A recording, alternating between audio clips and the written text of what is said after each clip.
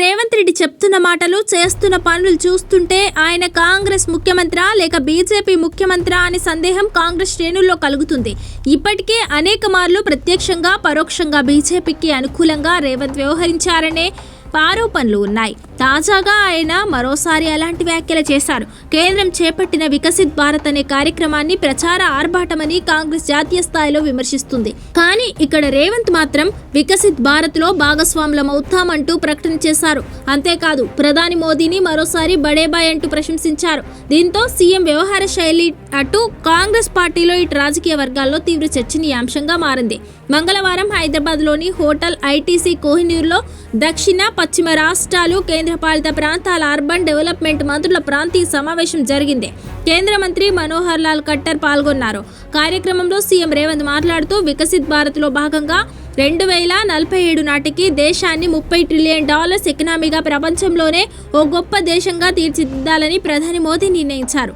పట్టణాల్లో మౌలిక సదుపాయాల అభివృద్ధిపై దృష్టి పెట్టడం, హైదరాబాద్ నగరానికి సహకరించడానికి మా ప్రభుత్వం స్వాగతిస్తుంది. మేము అనేక అభివృద్ధి ప్రణాళికలను కేంద్రానికి మోదీకి అందించాం.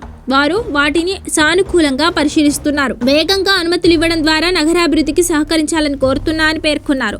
మోదీ చెప్తున్న వికసిత్ భారత్ తరహాలో తాము తెలంగాణ రైజింగ్ 2047 బృహత్ ప్రణాళికను రచిస్తున్నామన్నారు. డిసెంబర్ 9న తెలంగాణ రైజింగ్ విజన్ డాక్యుమెంట్ ను ఆవిష్కరిస్తామని చెప్పారు. 2047 నాటికి $3 ట్రిలియన్ ఎకనామీగా తీర్చిదిద్దాలని లక్ష్యంగా పెట్టుకున్నట్లు తెలిపారు. 2047 నాటికి దేశాన్ని $30 ట్రిలియన్ ఎకనామీగా తీర్చిదిద్దాలనే లక్ష్యంతో మోదీ ఎలా పనిచేస్తున్నారో తాము అందులో 10% కాంట్రిబ్యూట్ చేయాలని అనుకుంటున్నామని పేర్కొన్నారు.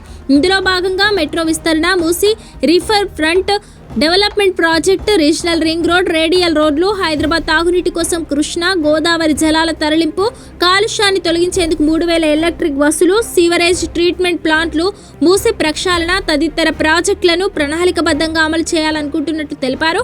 30,000 ఎకరాల్లో ఫ్యూచర్ సిటీ నిర్మించాలని అనుకుంటున్నామని చెప్పారు. దీనికోసం కేంద్రం సహకారం అవసరమని కోరారు. ప్రసంగంలో భాగంగా ప్రధాని మోదీ పెద్దన్న లాంటి వారని సీఎం వ్యాఖ్యానించారు. మీరు కూడా సీఎంగా పనిచేశారు. మోదీ 12 ఏళ్లుగా సీఎంగా చేశారు. మోదీ గుజరాత్ మోడల్ని రూపొందించారు. ఇద్దరు సీఎంలుగా పనిచేసిన వారే కావడంతో మీకు సీఎంల ఇబ్బందులు తెలుసు. కేంద్రం సహకరించకుంటే రాష్ట్రాల అభివృద్ధి సాధ్యం కాదు. ఎక్కడ అవకాశం ఉంటే అక్కడ మీరు సహకారం అందించాలి. నాలాంటి యువ ముఖ్యమంత్రికి మీ సహకారం ఎంతో అవసరం. మోదీని పెద్దనగా భావిస్తున్నాం. మీరు సహకరిస్తే మేము కూడా వికసిత్ భారత్లో భాగస్వాములం అవుతాం. మేము కోరిన ప్రాజెక్టులను మంజూరు చేయండి.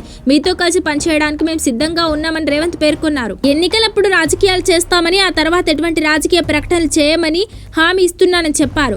అభివృద్ధి ఒక్కటే తన ఎజెండా అన్నారు. ఏమైనా లోపాలుంటే వాటిని సవరిస్తున్నామని తెలిపారు. మీ నేతృత్వంలో మా నగరాన్ని అభివృద్ధి చేసుకోవడానికి మీ సహకారం, మీ అనుభవం మాకు అవసరం. మీ సమర్థ నాయకత్వంలో పనిచేయడానికి సిద్ధంగా ఉన్నాం. మోదీ, ఖట్టర్ ఇద్దరు హైదరాబాద్కు ప్రత్యేక ప్రాధాన్యత ఇస్తారని ఆశిస్తున్నానని సీఎం వివరించారు. సీఎం రేవంత్ వ్యాఖ్యలపై ఇప్పుడు కాంగ్రెస్తో పాటు రాజకీయ వర్గాల్లో తీవ్ర చర్చ జరుగుతుంది.